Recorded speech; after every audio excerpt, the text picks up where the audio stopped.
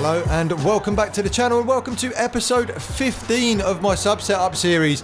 Now I'm sure most of you are fully aware of what this is all about, but just in case you are new to the channel and you haven't seen one of these before, in this series what I do is I take your setups that you guys send to me and I showcase them here on the channel. So the build you're about to see today has absolutely nothing to do with me, and in fact in this case this one was sent over to me by someone called Rockstrr.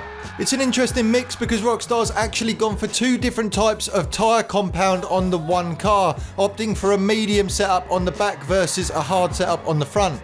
I have found some cars in the game this definitely is beneficial to do, but it is quite rare that you come across it, and with my build for this particular car I have never ever considered doing it. I have to say, when I first started playing around with this build I did really struggle to get to grips with it, and I think it is just purely down to that tyre compound. I really do favour a really loose back end to the car compared to the front, and having it this way round it's actually completely the opposite, so it does take a bit of getting used to. That being said though, anyone that has been watching the channel for a long time will know that I'm a huge believer in the fact that there is no one specific way that a car should be set up. Anything that is working for you is a good setup, and in this case I wanted to give it as best a chance as I possibly could, so I stuck with it, and in the end I definitely got to grips with this car. As I always say with every single one of these sub setups, I've been so impressed with the things that you guys have sent down to me. It's really interesting to try out these different builds, and I have a load of fun with every one of these videos, getting to know the cars and the way you guys like to drift. I am now coming to the end of the builds that you guys have sent over to me that I've been trying to work my way through. I think I've got 3 left to do now. So as soon as I get through those 3, I will be asking you all to once again send over your setups so I can slowly work my way through them again. So keep your eyes peeled here on the channel if you do want to see one of your builds showcased here on YouTube. But anyway, back to the all-important Dragon Trail Drift Trial, and the main reason I know a lot of you come here to watch these videos. Specifically, if you have put one of your setups in, it has become quite the competition between some of you guys now. If you've never seen one of these videos before, I will very briefly tell you what this is all about. Basically, I give myself 5 minutes with each of the builds that have been sent over to me. Within that 5 minutes, I have to do as many attempts at the Dragon Trail Drift Trial as I possibly can. Whatever is the highest scoring run from within that time limit is what is then recorded down on the leaderboard. I always leave this bit to the last part of recording when I'm playing with these setups, so that I know I've got a good understanding of that particular build to give it a fair chance against all the other cars. As it sits, it's very tight at the top, with a last month's entry from .cfg taking a pole position there with the Audi R8 with a score of 11,133. Ghost Monster is still hanging on at number 2 with his M4 Group 4 build with 11,060, and Erpula's sitting there in 3rd position again with another BMW, this time the M3 GT with 11,023. But regardless of that, looking down the table, all the scores are really close to one another. So like I say, it is incredibly tight, but where is this build going to be coming? The real question is, will those medium tyres on the back help or hinder the point scoring here? So anyway, what I'm going to do is go straight over to the run now. I'm going to stop talking and we'll see how it gets on.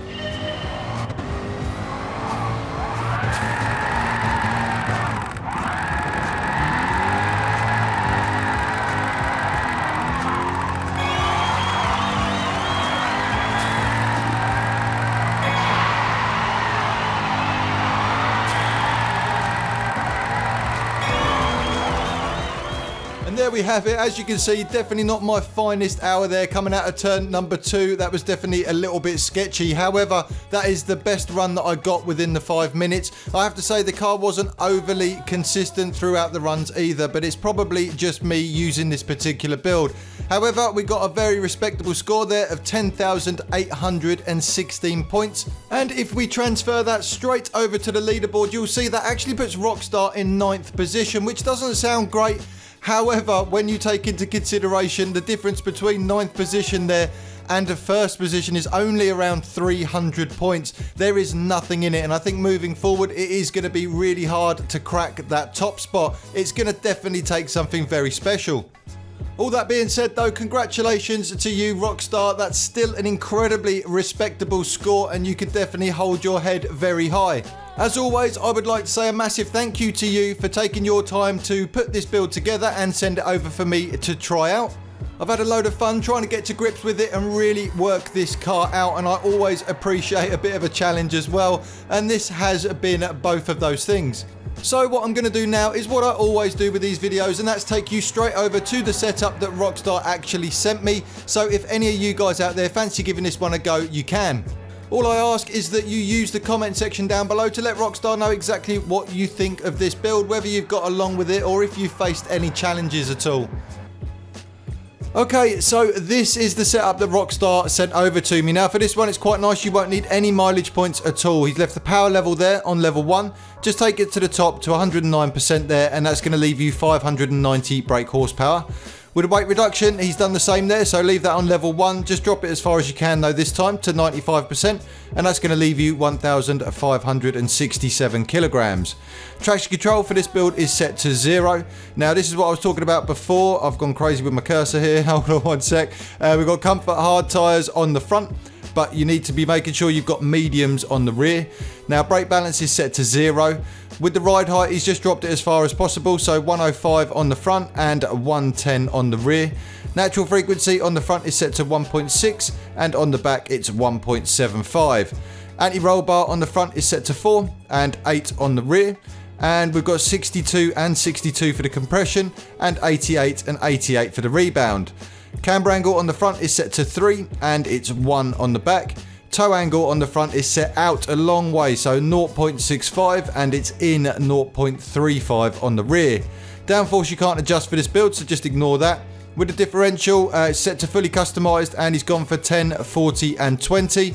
And with the transmission again, fully customised, max speed there set to 180 miles per hour. And I'll leave the gearing on screen until the end of the video, so if you do need to copy that down, please do. I really hope you've enjoyed today's video. Once again, a massive thank you to Rockstrr for sending this one over to me. Don't forget to subscribe and also hit post notifications. My videos are only being seen by about 10% of my subscribers at the moment, which is a real pain. So if you do that, hopefully a few more of you might see the content when it comes out. Also, as I said before, make sure you use that comment section down below to let Rockstrr know exactly what you think of the build. But at the same time, if you do just want to get in contact with me, that is the best way to do it, and I always look forward to reading your comments. Give the video a like if you appreciate what's being done here on the channel. Thanks ever so much for coming by, and I'll see you on the next one.